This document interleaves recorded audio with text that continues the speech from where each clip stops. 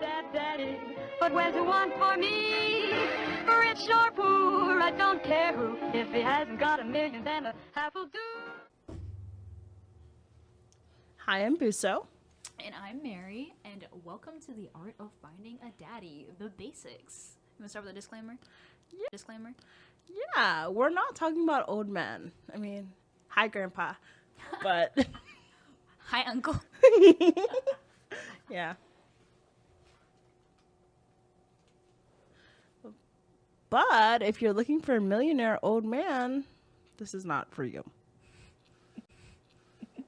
Oh, yeah, also, NFL players, don't worry, you're safe. Cam Newton, you're good. Ronaldo, we're not trying to trap you. That's also not what this is. So if y'all are looking for any of those things, you might as well leave now. Or you just want to stay behind and learn some just basic art of finding a daddy. But first, like any good show, we have to start out with these definitions. So what is a daddy? And actually, what is the difference between a daddy and a zaddy? Help me out. Okay, so a daddy is this attractive guy who's not just attractive, he has really great qualities to him. He's an outstanding citizen, and he is quite savvy, whether he's at work, whether he's at out with his friends. At any circumstance, he always shines, and he is just the ideal ladies' man. And he's a gentleman as well. Oh, okay. I like that. I like that a lot. Daddy, I'm sure he volunteers even when it's not holidays. Yeah, volunteer on me.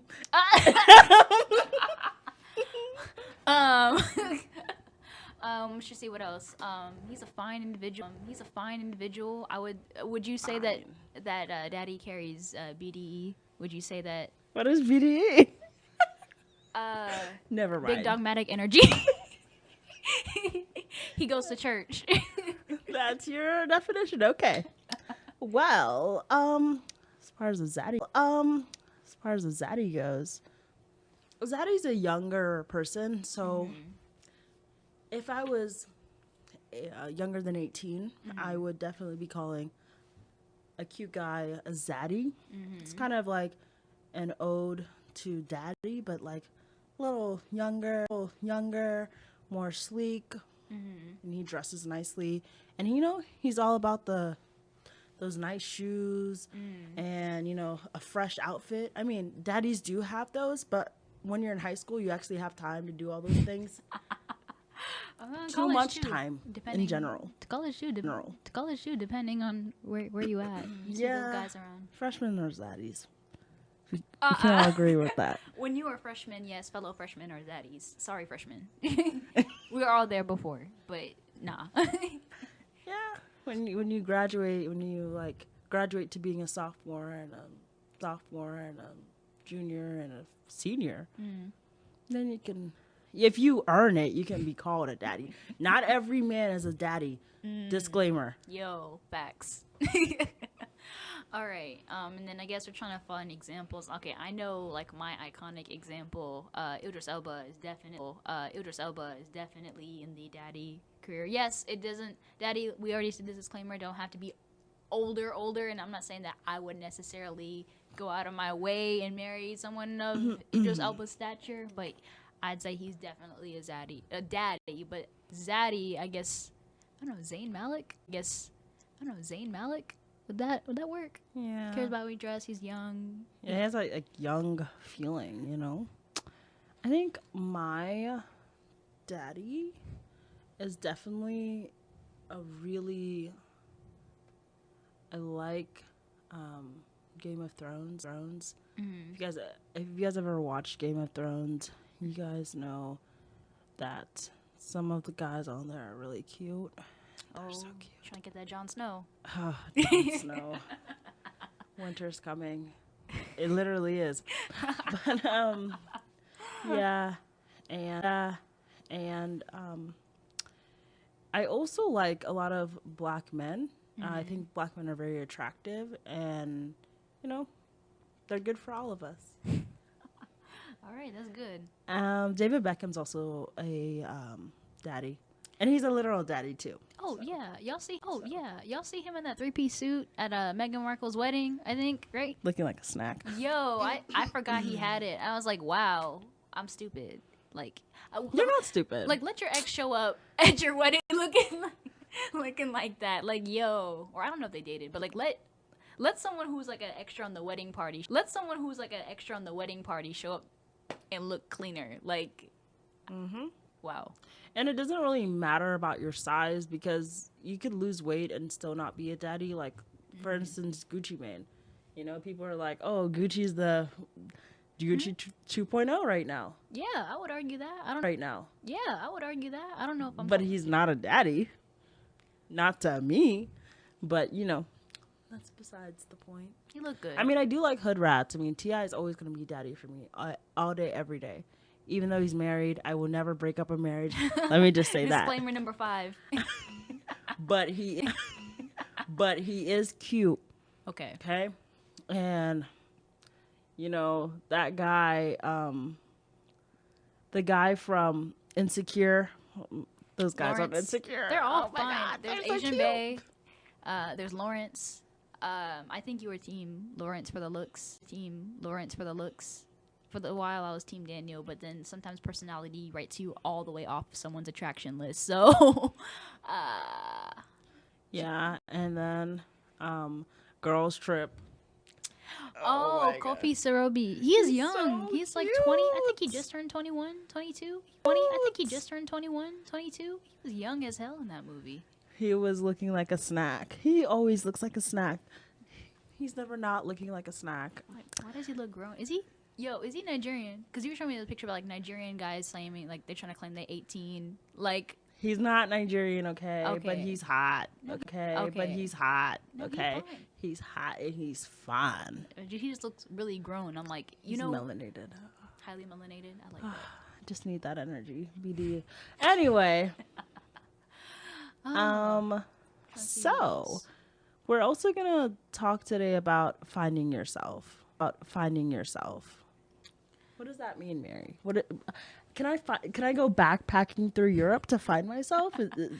Do I need to go to India to be with the llamas to find myself? Wow. Or do I need to go to Vatican City to talk to the Pope? Who do I need to do? What do I need to do to find myself? Not do to find myself. Not what do I need? Not who I need to do. I mean, what do I need to do What do you need to do to find myself? Well, I mean, I don't think you have to do an eat, pray, love adventure to find yourself. Man. I mean, if you happen to have those coins and you want to, I'm not gonna stop you. But you gotta know, like, you gotta know yourself in your city before before you try to do all that extra stuff. Like, Knowing myself, what does that mean? okay, knowing yourself. Let's try to go through. Know what you like. There's a lot of people out here, and I myself have been guilty when you are young and first get into relationships where like you throw all of yourself in, or like you don't have an identity, so you just like whatever the dude likes, and that's not good. You gotta know, like, what do you like at the end of the day? But then if I throw myself fully into him, doesn't that mean that he'll like me more? Or if I give him all my time and if I text him 5 times a day or like in an hour, or I call him after every class that I'm in, or he calls me does that mean that we really like each other? What does that mean, Mary? What does that mean? You giving me the I sarcasm. think that's called clingy. No. Oh, whoa. Y'all need to Clingy. see this look she giving me right now. Yeah. I I've would been not there. recommend that. No, I've been the girl. Been I there. recommend that. No, I've been the girl. I've been there. Shoot. If you haven't, y'all haven't lived enough life. Let me stop. Sign off now. But no, I don't think that's what it means to like someone. I think that obviously if you're in an established relationship and you have a certain amount of times you reach out to each other, y'all not turning jealous, like, oh wow, she missed the 10th call today, that's an issue. 10th call today, that's an issue. Yikes. Like, that's a yikes moment. But it's kind of, even if you guys are at a healthy space, it's good to have like alone time. Like when you're by yourself, all right, what do you do? Are you just like sitting around soaking, and do you like I'm sad without him there with me. every time? Sometimes if y'all long distance, that hurts. Long distance, that hurts. But you should have like stuff to keep you occupied, whether it's other friends, whether it's other events, or even if like, what do you do when like you shut your phone off for like an hour. Like what can you do like to bring the fun? You can't have the dude bring all the fun or the energy or Yeah, you have so much. I mean, I don't think a lot of I don't think a lot of girls realize how much they bring to the table. And yeah, you can idolize a guy and say, "Wow, he's so hot. He's so this." But at the end of the day, you also have to realize that you're so this and you're so great. That's why he wants to be with you instead of the other girl down the street. The other girl down the street. You're amazing, and you should always know that for all intents and purposes. You are the best, okay? Guys are supposed to compliment the girl, right? Facts. This is 2018, women empowerment, okay? So guys are supposed to compliment the girls that they're with, and if the guy isn't adding to your life, he's taking away from it. That's how you have to look at it, and you also have to be open to different people. I mean, I think a lot of girls have a checklist and a checkbox that they make for each guy. Okay, so he does this, he does this, he does this. He's 6 inches. He's okay. 6 inches tall. I'm at 6 feet. Okay. Oh my God. That sounds really bad. But believe me, this is a kosher thing. We love our midgets out there that are 6 inches tall. We love you. We love you on this show. We'd love to have you on. We don't discriminate out here. We we appreciate men. So like for me, one of my check boxes is he has to be 6 foot. He has to be 6 foot. Let me stop. This is my check box. It's not yours. Right, Okay. Cool. One of mine is he has to be 6 foot tall and be taller than me. I'm 5'5". So, that's one of my check boxes. But I've dated people who aren't 6 foot, and I've been really happy with them. Oh and I was super happy. So then I met somebody who was over 6 foot, and he had a bunch of the check boxes that I liked, and he was religious and da-da-da-da. But he was a wash. He was terrible. So people who seem good on paper, but they're not what you expect them to be in person. And sometimes even I've met people who've also checked all my check boxes, but when I meet them in person, I can't, we don't click. They're like, "Oh, wow, they're all into this." And I'm like, yikes, this is not really what I want. So, Okay. At the end of the day, you can date outside of those, the confines. So like, let's say if it's a black girl who doesn't believe in dating interracially, sometimes like Molly on Insecure, you might find out that the Asian guy or the white guy, he might be the guy for you. But at the end of the day, the most important thing is that you don't compromise on your morals and your values. Look for a high quality snack. HQS. Ding ding ding. Trademark patent pending. Confetti. Okay. No, So what's a high quality snack? No, What is a high quality snack? Wow. Well, first of all, ladies, y'all need to be empowered and know that you are a high quality snack wherever you are, whatever stage in life. Y'all high quality snacks. I think high quality snacks, it's kind of in line with like the whole daddy thing. Like you want someone who has like features, characteristics that you're interested in, you're also attracted to. It's not just that they look good. I mean, they can look good, and that'd be great, and like they just be a terrible person. You need to have a combination of, okay, if you're looking for someone who's ambitious, they're ambitious. Someone who's attentive to your needs, period. Ambitious. Someone who's attentive to your needs, period. And some of these traits, they differ from girl to girl. Some people are like, nah, I want a dude to be chilling on my couch. Like I want to love on him, and I'm like, that's you. If that's high quality for you, cool. Like, but the way he treats you, of course, the way he presents himself to the world and others. And the way he presents you to other people too. Ooh. That's important. Snaps. as well as you have to look over at quality versus quantity. You know, some guys, they can have they can be the jack of all trades, they can have a bunch of qualities, but they can't do any of them well. Oh, okay, he's ambitious, but he stopped pursuing this this business venture. Like, oh, he tried once and he stopped. Or yeah, he's good at drawing, but he only draws once in a while because he feels no motivation to get out of bed to do anything. He sleeps on his mom's couch because he just wants to do that. Ooh, yikes. Yeah, so there's some people who have, like, people are talented and they'll have a lot of quantity, but you have to look for people who have quality. And there's some guys, hey, he may not be the best at being romantic, but he can learn.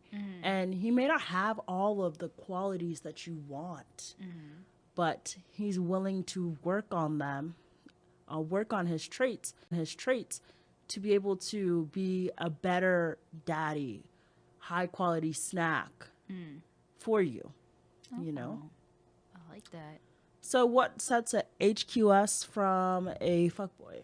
All right. I think. What's a fuckboy? What's a fuckboy? I don't think we'll need no definition from this. Y'all know it. Most likely you know it when you see someone. Like, most of the time you can kind of ID it when you see someone. Like, kind of like the way they carry themselves. Yeah, like, we were talking about daddy and, like, you carry yourself with confidence. And then there's arrogance. You can kind of tell in, like, the way they walk or the way they talk. Or maybe if they already have a or maybe if they already have a reputation around your school, your church, whatever, like. Can't get a call back. Can't get a text back. Can't, you get, he hits you with the what you doing at, like, midnight. Like, like, stuff that he knows he can get away with because he's probably done it on a lot of individuals. So that's why we specify high quality snack, because a fuckboy can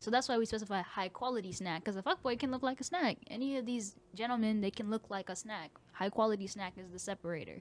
So yeah, this is not the goal to find fuckboys, because I'm sure even if ladies, you're just looking to just have casual sex, I don't think no one really wants. Not that we're advocating for that. Not that we're advocating.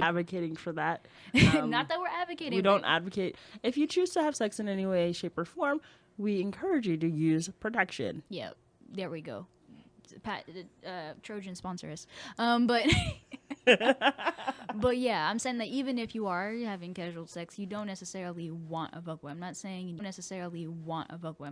need someone who is loyal and only to you. That doesn't make any sense. But I'm saying you don't want someone who has experience in breaking hearts, or they know what they can do to manipulate you or whatever. That's not the goal. So I'm gonna say that's the big difference.